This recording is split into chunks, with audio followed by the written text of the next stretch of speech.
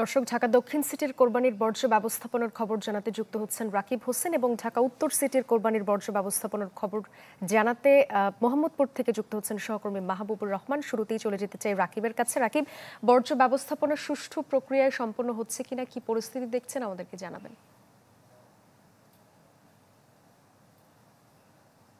৯টায় ঢাকা দক্ষিণ সিটি কর্পোরেশনের পক্ষ থেকে একটি প্রেস বিজ্ঞপ্তির মাধ্যমে তারা জানিয়েছে যে উপদেষ্টার যে ঘোষণা যে ১২ ঘন্টার মধ্যে কোরবানির পশুর বর্জ্য অপসারণ করা হবে, সেই ১২ ঘন্টার ৪ ঘন্টা আগে অর্থাৎ ৮ ঘন্টার মধ্যে ঢাকা দক্ষিণ সিটি কর্পোরেশনের ৭৫টি ওয়ার্ডের বর্জ্য অপসারণ করা হয়েছে মর্মে একটি প্রেস বিজ্ঞপ্তি পাঠানো হয়। কিন্তু আমরা বাস্তবতা দেখছি পুরোপুরি ভিন্ন। এখনও রাস্তাঘাটে কোরবানির পশুর বর্জ্য পড়ে আছে। আমরা এখন যেই জায়গায় আছি এটি হচ্ছে কমলাপুর আইসিডির বিপরীত পাশে, অর্থাৎ এটা উত্তর মুগদা এবং মানিকনগর এলাকায়। এখানে এখনও রাস্তায় কোরবানির পশুর বর্জ্য পড়ে আছে এবং যারা ঢাকা থেকে ঢাকার বাইরে যাচ্ছে দূরপাল্লার গণপরিবহনে করে, তারা এই পথে আসা যাওয়ার ক্ষেত্রে দুর্গন্ধের কারণে তাদের এক দুর্ভোগ হচ্ছে এবং স্থানীয় যারা আছেন তারাও কিন্তু বলছেন তাদের কষ্ট হচ্ছে। যে উপদেষ্টার নির্দেশনা অনুযায়ী আসলে এটা ১২ ঘন্টার মধ্যে যদি এই বর্জ্য অপসারণ করা হতো তাহলে এই দুর্ভোগ মানুষের পোহাতে হতো না। আমরা কয়েকজনের সাথে কথা বলেছি, তারা বললেন যে এখানে গত কয়েক বছরের তুলনায় বর্জ্য অপসারণে একটু গতি দেখা গেল, কিন্তু শতভাগ আসলে বর্জ্য অপসারণ সম্ভব হয়নি। তবে সবশেষ তথ্য অনুযায়ী আমাদের কাছে যেটি আছে যে গতকালকেই ১,৩৩,৩১৭টি কোরবানির পশু এই সিটি কর্পোরেশনে জবাই হয়েছে এবং সেই পশুর বর্জ্য অপসারণের কার্যক্রম কিন্তু এখনো চলমান রয়েছে। রাকিব, ধন্যবাদ আপনাকে। এবারে চলে যাব আমরা মাহবুবুর রহমানের কাছে। মাহবুব, উত্তর সিটির কি অবস্থা দেখতে পাচ্ছেন জানাবেন। রোজকার সাধারণ খাবার এখন হবে অসাধারণ। প্রাণ স্বাদের মশলা, স্বাদ বাড়ায়, ঘ্রাণ ছড়ায়।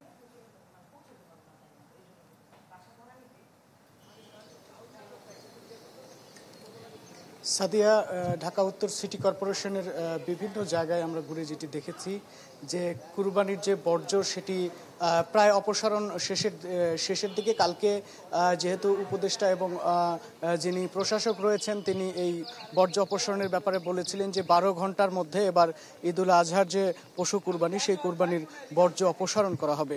ঠিক শতভাগ বর্জ্য অপসারণ না করা গেলেও আমরা এই উত্তর সিটি ঘুরে যেটি দেখেছি অধিকাংশ জায়গায় কিন্তু প্রায় বর্জ্য অপসারণ প্রায় শেষের দিকে দু একটি জায়গায় বিক্ষিপ্তভাবে কুরবানির বর্জ্য পড়ে থাকতে দেখা গেল।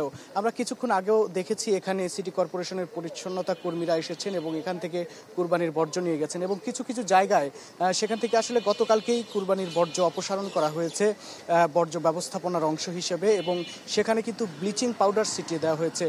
কারণ বর্জ্য অপসারণে দেরি হলে কিন্তু সেখান থেকে জীবাণু তৈরি হয় এবং মানুষের চলাফেরার জন্য ব্যাঘাত সৃষ্টি হয় দুর্গন্ধের কারণে, যার কারণে কিন্তু এখানে ব্লিচিং পাউডার ছিটিয়ে দেওয়া হয়েছে। এবং দেখেছি উত্তর সিটির দু একটি জায়গায় যে পশুর হাট রয়েছে সেই পশুর হাটের বর্জ্য অপসারণ শতভাগ সম্ভব না হলেও আমরা দেখেছি সেই পশুর হাটগুলোতে কিন্তু এখনও সিটি কর্পোরেশনের যে পরিচ্ছন্নতা কর্মীরা রয়েছেন তারা এখনও বিক্ষিপ্তভাবে কাজ করে যাচ্ছেন, নিরলসভাবে কাজ করে যাচ্ছেন যেন দ্রুততম সময়ের মধ্যে এই পশুর হাটের বর্জ্যগুলো অপসারণ করা যায় সেই লক্ষ্যে তারা কাজ করছেন যেন মানুষকে জনদুর্ভোগ থেকে রক্ষা করা যায়। উত্তর সিটিতে গতকালকেও আমরা দেখেছি পরিচ্ছন্নতা কর্মীদের কাজ করে যেতে এবং এবছর দেখা গেছে যে সাধারণ মানুষের ভেতরেও যারা পশু কুরবানি করেছে তাদের ভেতরেও নিজেরাই বর্জ্যগুলো এক জায়গায় করে রেখেছেন। তাদের মধ্যে এই বর্জ্যগুলো এক জায়গায় করে গুছিয়ে রাখার যে প্রবণতা এটি কিন্তু লক্ষ্য করা গেছে। এবং আজকে এই উত্তর সিটির মোহাম্মদপুরের এই আদাবর এলাকায় আমরা যেটি দেখছি সেটি হচ্ছে দেখা গেছে যে অধিকাংশ এলাকায় কুরবানির বর্জ্য অপসারণ করা হয়েছে এবং ব্লিচিং পাউডার ছিটিয়ে দেওয়া হয়েছে। তবে দু এক জায়গায় এখনো, এবং সেটি খুবই অল্প, যে দু এক জায়গায় কুরবানির বর্জ্য এখনো অপসারণ করা হয়নি। সাদিয়া, এই ছিল উত্তর সিটির কুরবানির বর্জ্য ব্যবস্থাপনার সর্বশেষ খবর।